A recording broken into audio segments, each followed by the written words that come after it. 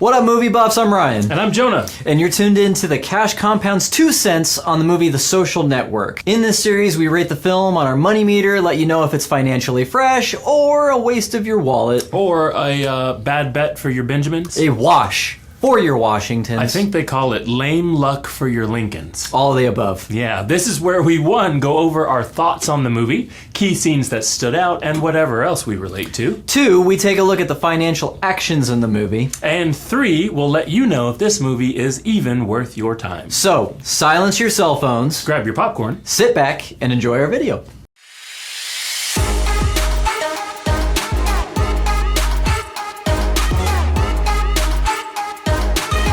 This week, we watched The Social Network. If you haven't seen it before, we want to let you know that this video will absolutely contain spoilers. So if you haven't seen it yet, go watch it first. And if you have, but it's been a while, we'll give you a brief summary before we jump in. Also, we know Hollywood plays fast and loose with the facts, so we may touch on things that were different in real life, but we'll mainly be discussing things as they happen in the films. That's right. The Social Network is a biographical movie based on Mark Zuckerberg, showing how the cultural phenomenon known as Facebook started as a college-exclusive networking site and became the multi-billion-dollar behemoth that's used all around the world today. This movie also takes interest in 2 lawsuits that Zuckerberg faced. One where people claimed that he stole their idea, and another where his CFO was demanding reparations for his dissolving shares. The actors are Jesse Eisenberg, Andrew Garfield, Armie Hammer, and Justin Timberlake.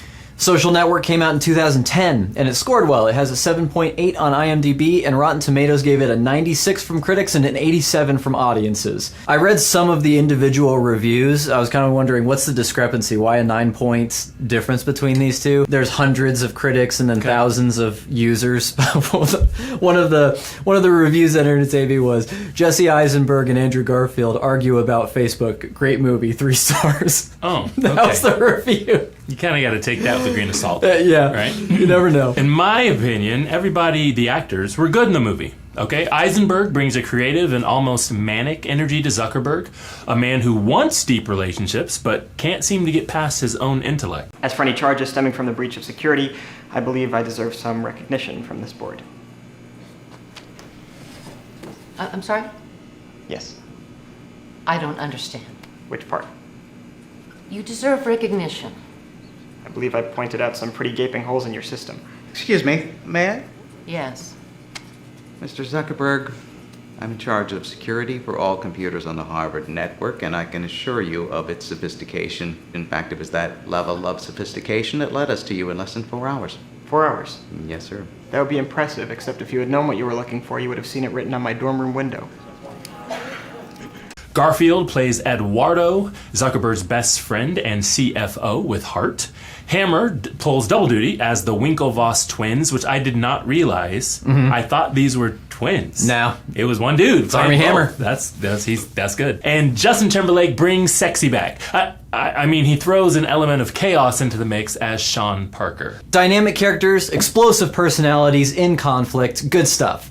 Even though this movie may not be a finance movie like some of the others we've reviewed, we think there's some really good business practices that we can pull out of it. So, Jonah, what stood out? The only thing that should stand out from this movie, 0.03%, which was Eduardo's shares in the company, which got diluted kind of behind his back, maybe with a little bit of a knife, from 30% down to that 0.03. What was Mr. Moskowitz's ownership share diluted down to? It wasn't. What was Sean Parker's ownership share diluted down to? It wasn't. What was Peter Thiel's ownership share diluted down to? It wasn't. And what was your ownership share diluted down to? 0.03%. The real life story is a little more complicated, but in the movie, they did him dirty. You can see the look on betrayal between Mark and Eduardo. We'll get into this later, but that's why you read the paperwork, or at least you get someone who knows how to read it. Yeah, that was rough. Friendships don't come back from that. Your best friend is suing you for $600 million. I didn't know that. Tell me more. I liked how the movie constantly jumps from the present to the past. It does a good job of showing the energy and forward momentum as the company starts in a college dorm and explodes into the monster it is today, but still, it does a good job of reining in that excitement as you see how it impacted people along the way. It's also funny. Aaron Sorkin wrote it, and he also wrote or co-wrote some of the other movies we've reviewed, so the dialogue is snappy and sardonic. I really like the scene where the woman who's interrogating Mark is going over how much Eduardo put into the company. So she's like, it started with $1,000, and then there's another $18,000, so I've got a total of $19,000. And then Mark stops her. He writes on a sheet of paper to double check her math. He's like, hold on, 1,000 plus 18,000. 19. Okay, I've got that too. So it was real sassy. I loved it. Yeah, I enjoyed the sass that Eisenberg brought to the role. Anytime he's butting heads with the lawyers, I was interested. I was entertained. So the scene where he talks about how he could buy their club, turn it into a ping pong room, ruthless. Also at the end of the movie where the lawyer's been sympathetic to Mark, tells him just to pay them. In the scheme of things, it's a speeding ticket. Eduardo is suing him for $600 million. That's a speeding ticket. I know. That is crazy when you think about it today, right? Yeah. But in the moment, when you put yourself in Mark's shoes in the moment, that's not a speeding... That cannot be a speeding ticket. $600 million, right? That's crazy. It's lots of money. The end of the movie is where it said... It had like a scene that came up, and it said, Facebook was valued at $25 billion. That was in 2010. 13 years later, it's valued at $742 billion, with a B, dollars. At one point, it was over $1 trillion. Really? Yeah, in 2021. It dropped a little bit. People started leaving for MySpace again, I I guess. I don't know. And they keep talking about, in this movie, how Mark doesn't really care about money, but for someone who doesn't care about money, he sure has a lot and made a lot. Money, money, money! Yeah. Money! So, how much of this movie was true? Well, fun fact, this movie is based on the 2009 book The Accidental Billionaires by Ben Mesrick. Wow, again, I would have assumed that the movie was actually based on the real life of Mark Zuckerberg. But I guess if the book came out first, then you have to give credit where credit's due. Now, I did some quick research to see just how authentic the movie is, and apparently Zuckerberg said that he would not watch this movie when it was being made. Then he actually changed his mind. He actually ended up taking some of the employees of Facebook to see the movie, and afterward he said that the film was largely fictional, except for his wardrobe. Sounds about right. Hollywood in a nutshell. So what about the part where Mark's best friend loans him $18,000? What are your thoughts on that, financially speaking? Yeah, so actually that part does seem to be true. I found it funny that Mark had to go to his best friend for the money. Again, they're both in Harvard. I'm assuming, anytime you watch a movie about two college-age kids, right, you're going, well, they're broke. Mm-hmm. There's no money. They're actually going to Harvard. Harvard generally is going to be maybe a little higher on the expensive side unless you've got some scholarships or whatever. So he went to his friend for the money. I thought that was unique. I wonder if his friend was practicing infinite banking. Just in case you don't know what infinite banking is, it's utilizing the guaranteed growth and cash flow from life insurance without any risk of market forces. We are huge fans over here at the Cash Compound of Infinite Banking. You know what else I found interesting in the movie? The contract negotiations at the end. Yeah. Right? Well, it really wasn't so much of a negotiation. It was more like a contract ambush. Mm-hmm. We're going to start you off with a $500,000 investment. Maurice is going to talk to you about some corporate restructuring. We'll file as a corporation in Delaware. Come up with a stock structure that allows for new investors. Now, let me ask you something. Who's Eduardo Saverin? If I'm remembering correctly, basically Eduardo, Mark's best friend, has been in New York and he's been doing an internship. Flew out to California, ended up having a tiff with Mark, froze his accounts, so they found other funding, and so they start kind of laying the foundations to push him out of the company. As you said before, he ended up signing paperwork that he did not read, which was not wise. He knew that on the tail end of it, but you're kind of reeling, or hindsight's always 20/20. Yeah, at this point the company's going gangbusters. They have a million user party that's going to be happening, so Eduardo gets invited to help to celebrate in this. When he gets there, he's told that his ownership share was going from 33.34% down to 0.03%. Yeah, that's nuts. That's actually basically the premise of the whole movie, right? It's jumping back and forth with flashbacks about the making of Facebook and the court case, because Mark and Eduardo are going back and forth about what actually happened, and he's suing because he's co-founder of Facebook, right? So, how important is it to have a guaranteed contract? Well, in my opinion, I'd say it's just about the most important thing going, honestly, right? What situation can you think of where it's okay to not get something in writing and guaranteed?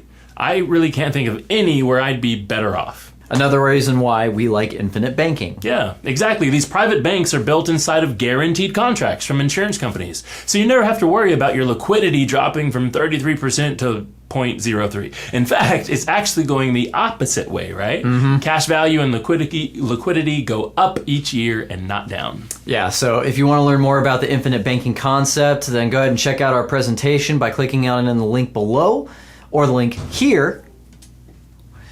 But for now, let's get back to the movie talk.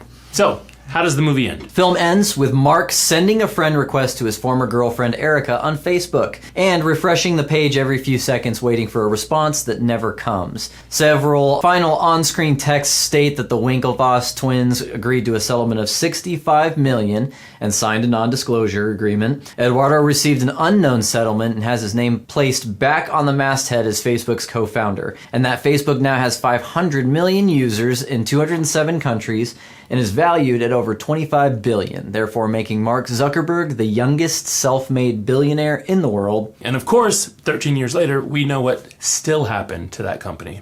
So here's my question for you, Ryan. Can someone realistically do this? Can they take this movie as their inspiration and go make something like this happen? The answer is yes. I think you have to have... I think there are a lot of things with Facebook that are interesting. I mean, there was someone with a obsessive... that is a great word to say. Yes, an obsessive work ethic and ruthlessness and all of that. And, they were in different ways. They were kind of in the right place at the right time and met the right people and made the right decisions. I mean, all of that is wise and should definitely be put in their favor and everything. But there are plenty of smart people. They make businesses and they're not Facebook. Yep, not even so close, the answer right? is yes. It's just, kind of... You want to shoot for the moon, but also not everyone's going to be Facebook. Yeah, you got it. So is it a good, would you recommend at home that this is a great strategy? All those young entrepreneurs that are coming up, right? 16, 17, 18, getting to college. This is what you should go for. Try to code your own website. Take $18,000 from your best friend. Go for it. Mark did it. You can do it too. Nah, I mean, I'd say special circumstances. I mean, every company has its own fun story. That would be an interesting one for me to go, you know what, I'll just pull 18 grand from my account and yeah, you can use this. Also, sign the dotted line? I can do that. What could go wrong? I agree with you. I probably would not recommend that you take this movie as your inspiration for what you're going to do in your business life. However, of course, we know that this is to be true, and a lot of people have done this in the past. There's all sorts of other companies like Ubers and like the Snapchats and the Instagrams that came even after this where people were really successful off these ideas. All right, so now let's go ahead and rate it according to our money meter. So, Jonah, where would you put The Social Network on the money meter? As far as a financially savvy, pay attention to this movie, use it in your financial strategy, I've got to give it a little bit of that mediocre money territory, okay? Now, as far as a movie goes, I like the movie. The movie's good, right? It's fun to go back and understand a little bit of what happened with Facebook. So big now. But I got to put it kind of right in the middle. Mediocre money. I'd go a little above that. I'm gonna say cha-ching. There's unique circumstances that happened in that, and everyone has their own unique circumstances, so it might just be the opportunity to go, okay, I'm not going to be borrowing 18 grand from my friend, but there is this thing that maybe I could pursue. Yeah. That's kind of cool. I like it. So, let the people know, is the movie even worth their time? Oh, yeah. Social Network's great. Yeah, it's good. And it's always fun, of course, especially if you like Justin Timberlake. You can get a couple of those tunes playing in the back, right? Mm-hmm. Sexy back. Yeah, and watch them go. Cry me a river. All right, so that's all from us. We hope this helped you determine whether or not you'll use your time to watch The Social Network. Yeah, and we want to know in the comments if you're implementing a financial strategy that matches the movie or if you agree with us. And if you have a movie you'd like us to break down next, leave that in the comments. From all of us here at the Cash Compound, we'll catch you next time as we give you our 2 cents on another Hollywood classic.